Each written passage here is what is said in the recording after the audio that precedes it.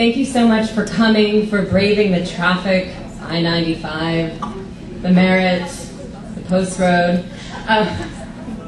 Thank you. This is a wonderful event, and I'm so glad to see all of the support from friends, family, loved ones. This marks the great step that the students are taking into their clinical education. So welcome to the white coat ceremony for the class of 2015.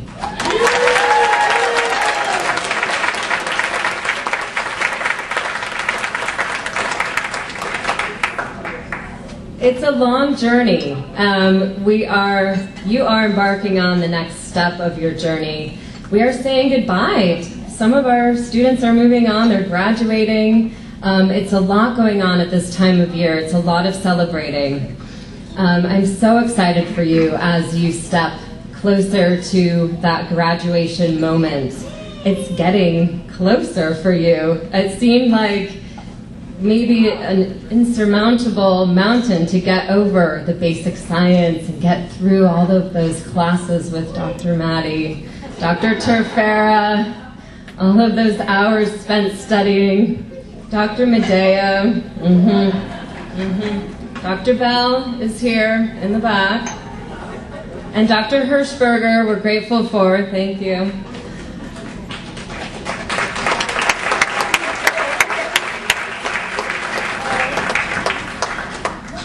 And of course, there's Dr. Diadamo bringing you to the modern era of medicine, and we're so grateful that he is with us and will be speaking this evening.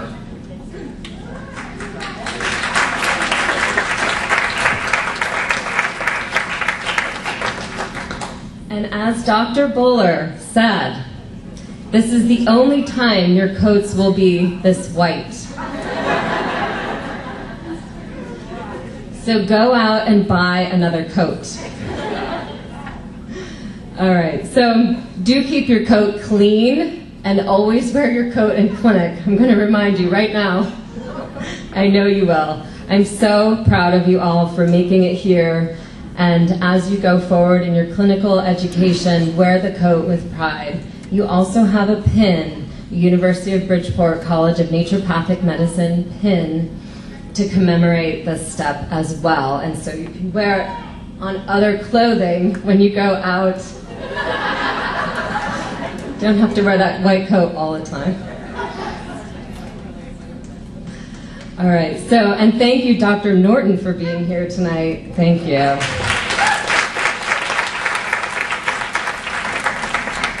Always behind the scenes and making sure that things are running. We're very grateful to have her. So Dr. Diadamo will come and say some words. He is a graduate of Bastyr. What was the year, Dr. D? 1980. 1906. I graduated in 82. 82. And so he's been in practice for 31 years. We were able to calculate between the two of us. And as I said, we're very grateful to have him as an adjunct and running the Center of Excellence right across the street from our teaching clinic. It's an amazing resource to have him as part of your education, as part of our clinical training, and as part of resource for our patients, our families, our loved ones. So he will be saying a few words and filling you in on the rest of his bio, but we're grateful that he's here tonight. Thank you, Dr. Diadamo.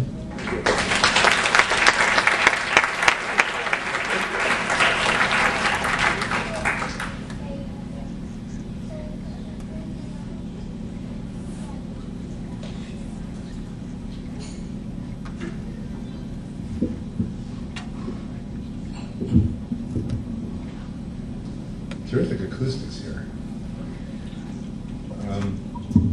I tend to mumble, so let me get this thing into like shock jock distance here. Thank you very much for that wonderful introduction, and I'd like to thank everyone in the room that I've been lucky and privileged to work with, including this wonderful class, which I have enjoyed in my initial encounter, which was teaching the students personalized medicine this year, which was the beginning of an exploration of genomics and actually individuality, what made people individuals and made them special. And I think that marks the departure that our profession is headed for, an idea that greater personalization, which has been sort of part of what we've always believed as a kind of a core value, is teachable, and it's reliable, and it's affordable. There's nothing in the future that ought not to be affordable, and with the advent of technology, accessible to people with the most basic types of communication devices and things like that. I'd like to acknowledge all the family members who are here. I think that that's something that just speaks volumes about the degree of support that these students are getting in this journey. We are looking at a profession that's sort of in transition. You know, one of the best descriptions of naturopathic medicine I ever heard came from another doctor who was a medical doctor. And he said to me that the naturopaths, he said, they held on to what was true in medicine. It wasn't given away, it wasn't bargained away, it wasn't lost, so it didn't have to be refound. We have a tremendous amount of wealth in our history and in all the elements and the richness of our approach to the patient. And probably the bravest thing that we do is we spend time listening and talking and getting to know people and understanding what that's about. And that's the goal of what we try to do with the Center of Excellence, to get back in touch with the patient as part of a four-fold process that is called the 4 Ps. And this is not a lecture, but it's very simple stuff. It comes out of the Institute of Systems Biology in Seattle, Washington. And the 4 Ps are very simple: predict, prevent, personalize, and participate. And I've taught the students, this was a question on their exam, if you remember. You know, there's a tremendous amount of unharnessed energy in the patient universe. When you have a delivery system that says, we'll handle everything, just leave the driving to us, we don't allow the patient to be able to amortize, to do the things that only they can do. And that's really where the aspects of what becomes the future of your evolution as clinicians becomes so important, because the participation part is what makes the magic. And in essence, I can tell you that at the end of the 2 years you'll spend in the clinical departments in clinical sciences, you'll have seen at least several times that magic occur. That represents that special connection that will occur between you and the patient, that only can occur when both basically are able to act in a sort of earnest and open and a supportive relationship. Like Jennifer said, I'm a old naturopathic physician. I've been around for a while. My dad was a naturopathic physician, so I'm actually one of the few double-generation naturopathic physicians. I did some initial work based upon my father's earlier investigations and wrote a book that became a New York Times bestseller called Eat Right for Your Type, and became known as the blood type diet, which is the way it's basically understood in major media. And that book is in 65 languages, and there's millions of copies sold and all sorts of other things like that. So I could answer the inevitable question that everyone always wants to answer, which is, would I do this if I didn't have to? Okay, at a certain point you could probably wind up hitting the lottery, or perhaps getting into an automobile accident and getting a big settlement, and essentially at that point saying to yourself, do I want to practice naturopathic medicine anymore? Is it something that I would do if I didn't have to get paid to do it? And of course, in the early part of your life, yes, of course, you know, this is a calling and things. But so much of that process of what we become as we evolve through the history of being a physician introduces the danger of essentially lapsing into becoming a job. And there are many jobs at the end of which the person, when they stop having that job, are glad to be done with it. But I can say this, to the degree that I can invest myself in the practice of naturopathic medicine and to teach it, here I am in 30 years of private practice, I can honestly answer the question that I don't need to be here, but I kind of want to do this because I think it's just so darn interesting. It is, without a doubt, the greatest profession in the entire world. I can tell you that.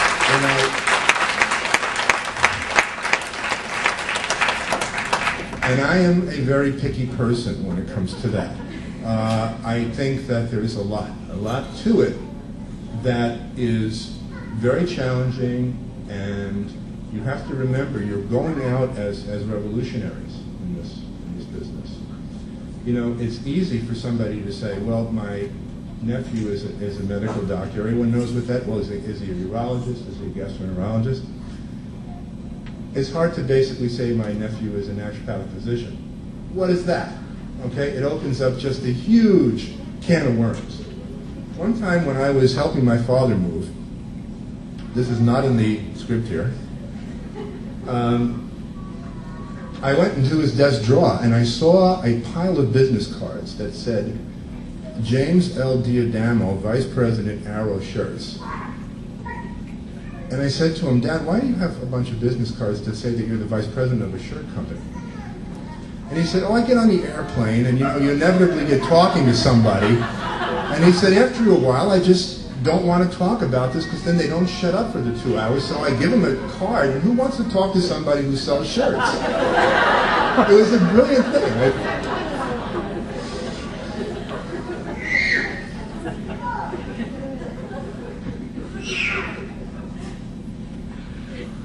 But now things change. You're out of the frying pan and into the fire.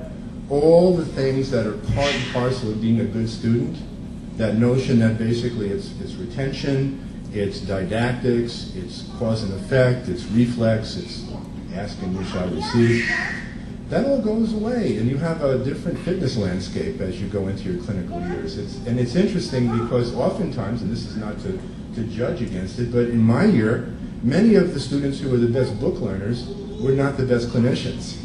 Okay, they didn't have the touch-feel kind of thing.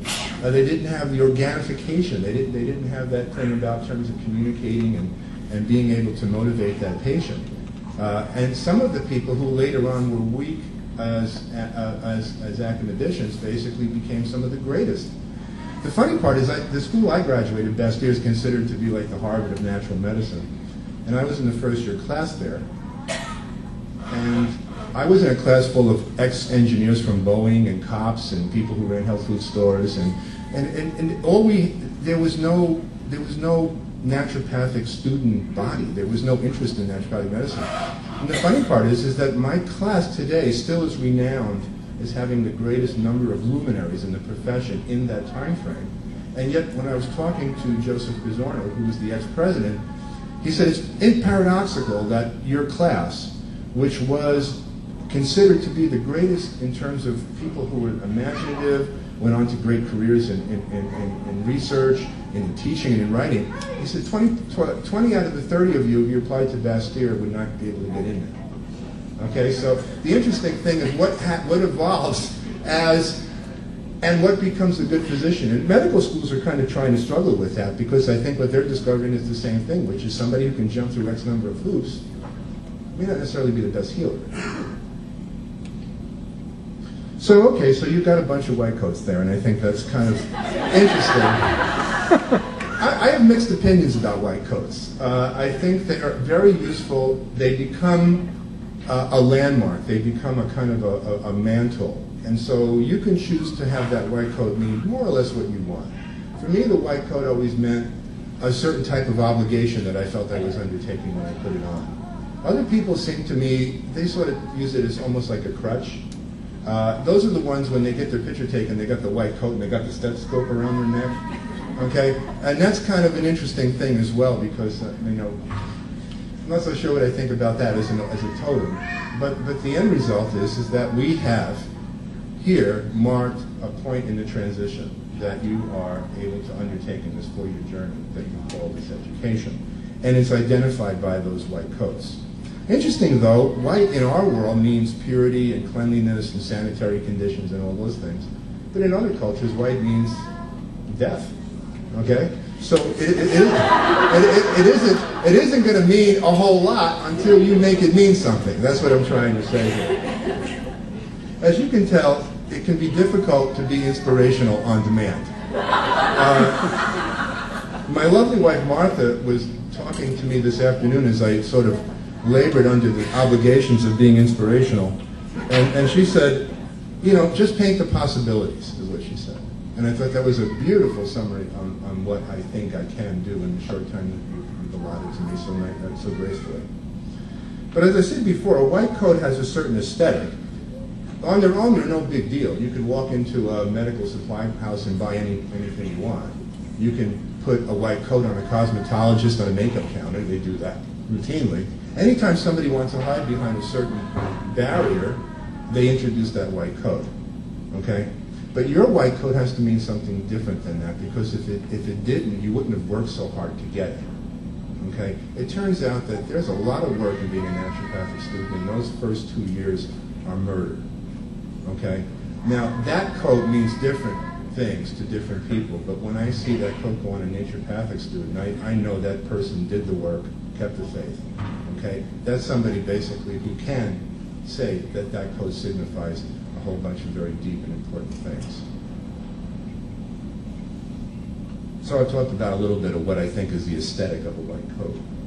And this is not a lecture on science, although I usually kind of do that kind of stuff, science stuff. But I don't think where you're going is like sciencey. It's actually about being a better human being, being a more responsible human being. But if you look at what artistry is, it's basically a couple of very simple things. Harmony, right? All great art is harmonic. And when you are on your shifts, you're going to see the value of harmony just in terms of how you basically work as part of a team.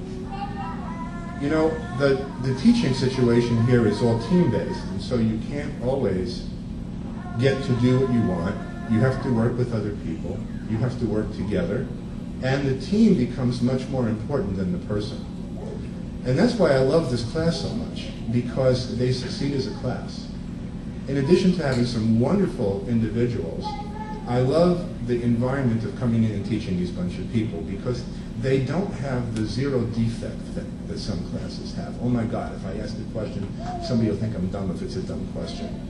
Okay? As a teacher, there's no such thing as a dumb question. But if you don't ask questions, you never generate the dialogue that basically allows people to go where they need to go versus just listening and getting something from apprehension.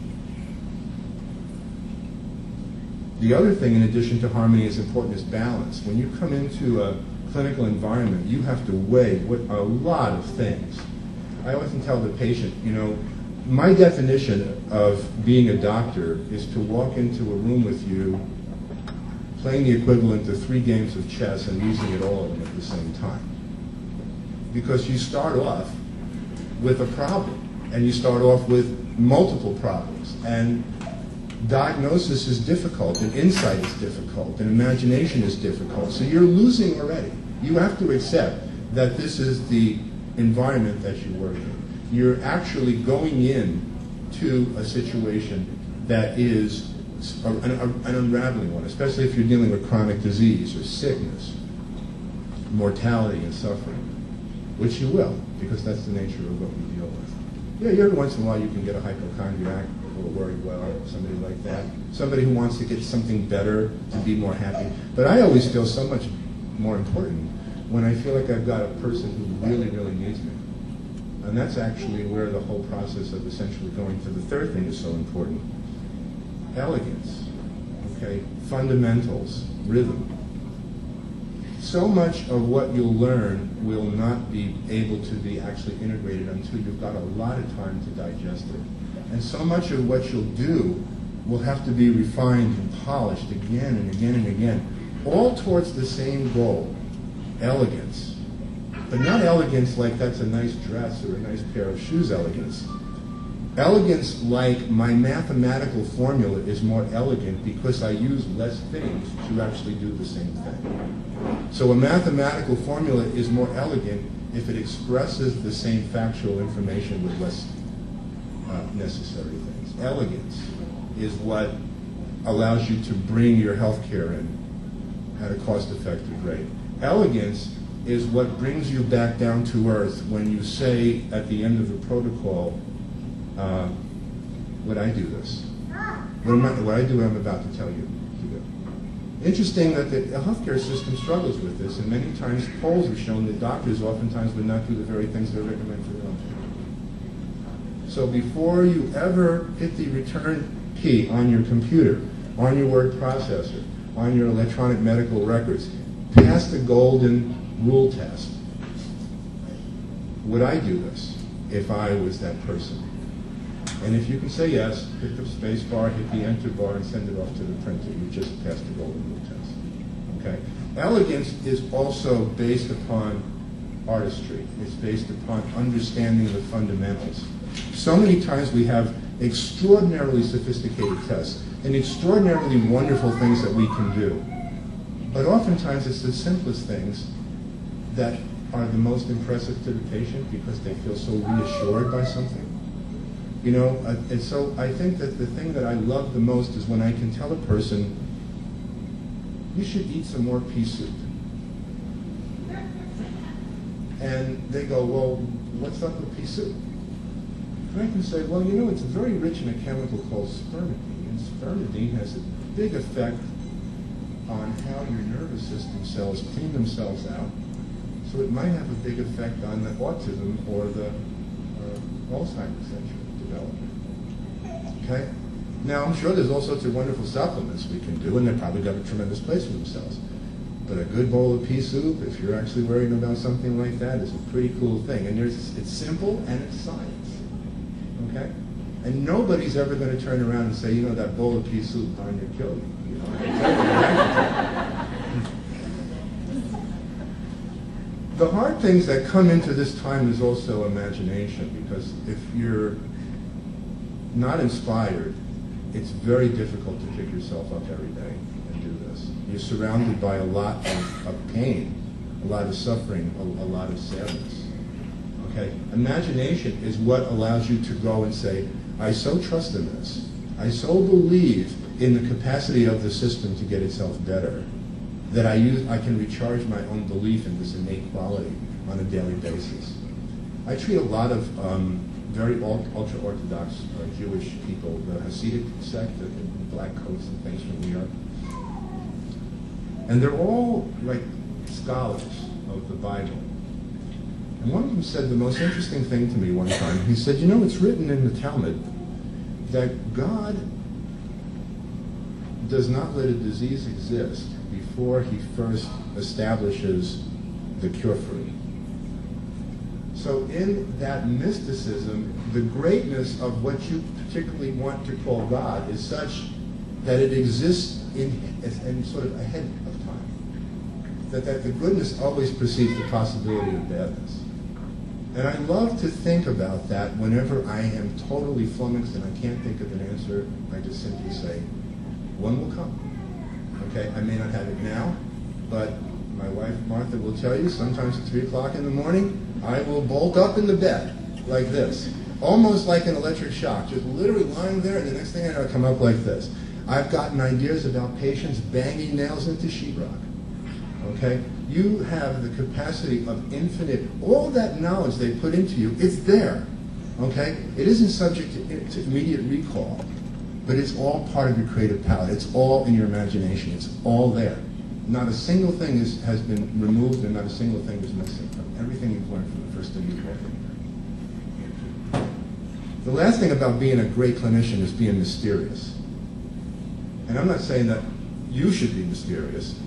I'm saying that you should be infatuated with the mystery of the role you're assuming in these people's lives, to be trusted in that sacred space. So for me, mystery is not about some spiritual thing. I'm sure it's nice. But for me, mystery is about thinking about what it is I don't know and thinking about what it is I don't see. When you get on the shift that I teach, you usually fill out a little questionnaire. We haven't done it yet. The first question on the questionnaire is, what is your appreciation of the invisible world? Okay? And that is actually a pretty profound thing, because we are always so quick to react with what we know. But how quick and how prepared are we to react to what it is we don't know? And to be open to allowing what we don't know to become known. Okay? That's why I practice at the end of 30 years. I'm looking forward to seeing what's going to happen next. Like the guy said before they went into Iraq, I think it was Rumsfeld, he said, we got known knowns, known unknowns, unknown knowns, and unknown unknowns, right? Well, he got that right. But the end result is that the thing about what I always think about when I'm in the room is what's the known unknown and what's the unknown unknown? What am I not seeing? What's the invisible world? Okay? Because it's out there. So growth is evolutionary in this whole process. It's really the most, that's why I say this is such a cool profession, guys. A little bit about temperament. Because I think that there's important things with regards to what's the temperament of a first-rate student clinician. And when I actually asked myself what those qualities were, you know what the first one was? It was humility. Okay? And it's not the humility of the kind of humility. That's not humility. Humility is the appreciation of what your true place is in the world and the acceptance of that. And I have to say that I had a conversation with the two student supervisors, and I thought one of the most interesting things came out of it. And I said, you know, probably the reason I like humility so much as a quality in a clinician is it's better than malpractice. Okay? Remember again, you know, what does it say in the Bible? Pride goeth before the fall. Okay? And I think back on any time I've made a mistake that I regretted, something that came out of my mouth that I wish I could take back, something that I did that was a knee-jerk reaction. It came out of arrogance and it came out of ego. So to understand the role of humility is not to say you shouldn't have those things, because you'll need them to survive, your survival skills. But to understand that you never should react in that place where humility is not first and foremost. Because basically that is as good as malpractice. You will make far less mistakes, and the mistakes you make will be of the type that you can easily fix. You know, there's a Turkish proverb that says, if you want to gauge your effect on the world, put your hand in a bucket of water, and when you pull your hand out, the impression that you leave is your effect in the world. Okay? We are here a very short time.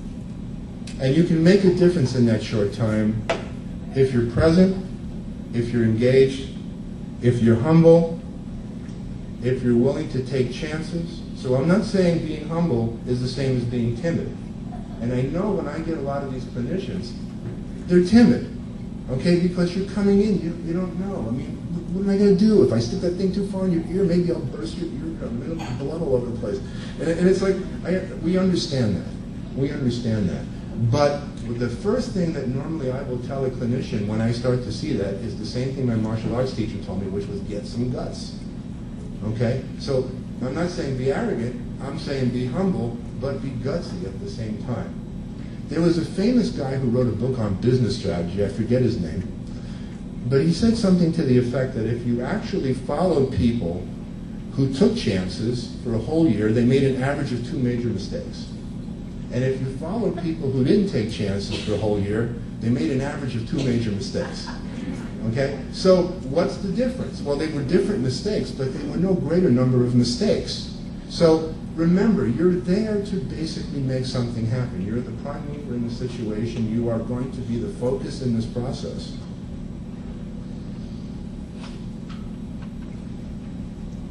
When I used to take preceptors, when I had my own private practice in Wilton, the first day of the preceptorship always started with the same thing. Everybody would collect in my office and I would say, okay, we're going outside. Are we going outside? I'll show you. And we would stand outside the door, and I would open up the door to the clinic, and I would say, you have to leave everything behind you when you walk through this door. You have to leave your income tax problems, whether or not your kid basically is refusing to get a haircut. All these other things have to be left outside, okay? The interesting thing about practice, it is both a challenge and a refuge simultaneously. That there's a place, it's a point where you can go in and be able to just simply be relieved of those things that drag you down that constitute the average life. And if you bring those in, it's going to mess you up. So every time you walk into the front door of the COE, you walk into the front door of health sciences, you leave your problems outside and you start anew inside there. Clean slate, okay? Because it is very important that everything that you can, all the concerns, the day-to-day concerns, you have to leave those behind because they can't factor in your thinking. You can't carry them in with you. I only got two more things. The last thing is what I would consider to be a sort of almost inexorable dedication to the patient and to the problem. And I know that that's hard to imagine, but you just simply have to never give up. You have to never, not ever stop trying. Something will come. Something will appear. There will be something that you're on PubMed, all of a sudden you'll say, wow, that's just like Mrs. Rosen or whatever. Bang. Something appears. So you must hold true to this idea that there's a benefit to an inexorable dedication, a dedication that knows, absolutely refuses to accept anything about the nature of what you're doing that's half-baked or sort of questioning. I mean, they said when during the Civil War, you know, the North spent the first 3 years getting their butt kicked by the South. And the South had Robert E. Lee, fantastic general. And the North basically had a bunch of bureaucrat generals. They routinely just got beaten battle after battle. But out in the West was this general called Grant. And he was a nobody. He was a failure in life. He was an alcoholic. He was washed up. He eventually was working in his father's store before he got back in the Army. And he had tremendous success out West. And eventually they brought him into Washington to take over the Union Army in Washington. And they said that when he got off the train, he had the expression on his face of a man who was prepared to put his head through a brick wall. Okay? And that stuck with me. Not that I want to put my head through a brick wall, but I do think that you must commit to just an absolute, completely non-negotiable commitment to the process. And I'll tell you why, because patients love this. When was the last time you had an accountant who had an attitude like that about your income tax? And if you found one, would you stick with him? Of course you would. You know, we are so tentative in this society and so conditional in this society, but what if I found an expert who so completely was committed to whatever it was that I needed to be, and needed to have done to me or needed help with? I would hold on to that person forever, okay? And that's how you build a practice with patients. I've had days in my practice where, like for instance, last year I had a student clinician who was precepting with me. He's 27 years old. And we closed up after seeing about 12 patients or 13 patients. And I said to him, David, it's an interesting day. I said, how old are you? He said, 27. I said, you know, we've seen 14 patients today, and every one of them has been a patient of mine since before you were born. Okay, so that's, of course, it has a good and bad, because when you got a patient for 30 years, they think nothing of crossing boundaries and doing all sorts of other things, but they're fun to indulge. You know, it's like a kid that's grown up already and you just get the grandchildren. You don't have to really worry about all the other, you know, stuff. It's just fun. So when you have a practice that's got people that are with you for 30 years, you indulge them and they indulge you. It makes it so much fun. But you only get that way by having convinced somebody that you are simply never, ever going to stop working on their problems. And the last one is maybe the most simple, but it's the deepest. You just have to love a lot in this business. And love is the hardest thing to quantify, but it's the thing that requires no quantification. As far as I can tell, it's actually the only inexhaustible element in the universe. It's the only thing that you can make more of almost at will. And I know this because anybody who has kids understands that when you have a second kid, you don't love each of your kids half as much. You double your love, okay? And so every time I come in and I see another patient, I don't cut the pie of what I feel that I can do to love those people. I just make another spot and I make some more love. And this is hard to do, and sometimes patients are nasty, and they're evil, and they're problematic, and they complain, they drive your staff crazy. But you got to remember, they're sick. They're sick, you know? That's all part of the process, and you have to have some way of being able to deal with that in such a way so that they don't take something out of you that takes you away from what it was that you want to do. Just a final thought. You know, we're not Supermen, okay? We're not training you. This is not a cloak of invisibility. This is not a bulletproof shield. It's just a piece of fabric. It's easy to get disenchanted. It's easy to get crestfallen. It's easy when you think at the end of trying something, something didn't work, something didn't happen. It's easy to become disillusioned. It's easy to become disheartened, to suffer from a paucity of ideas, or a paucity of inspiration, or a paucity of energy, or a paucity of belief, or a paucity of compassion. But you'll build things into that white coat that will help you. And when all else fails, just trust to those aesthetics that you built into that white coat by just living your life and living your discovery process in that white coat. And just kind of rear back, elevate your mind, exalt your character, exalt your ideals and your conduct, and then just do the noblest thing you can think of. Thank you.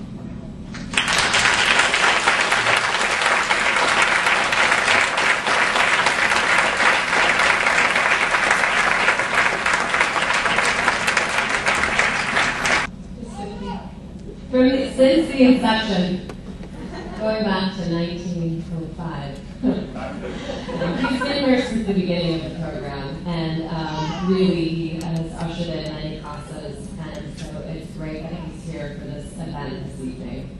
And Dr. Medea will help us by reading the names, so let's get started.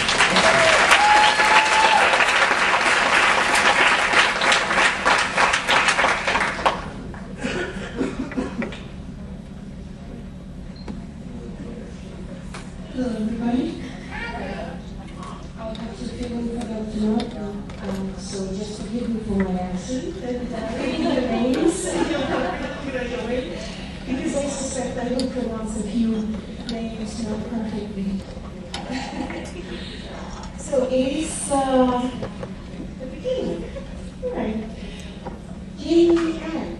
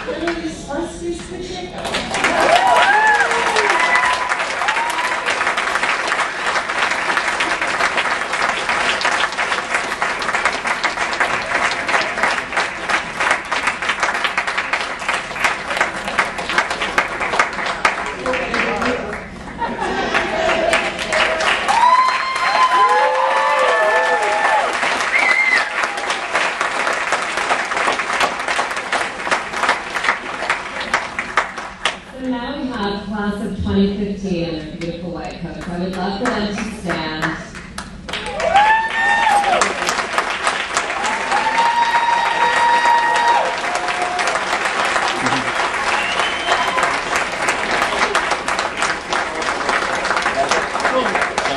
Good.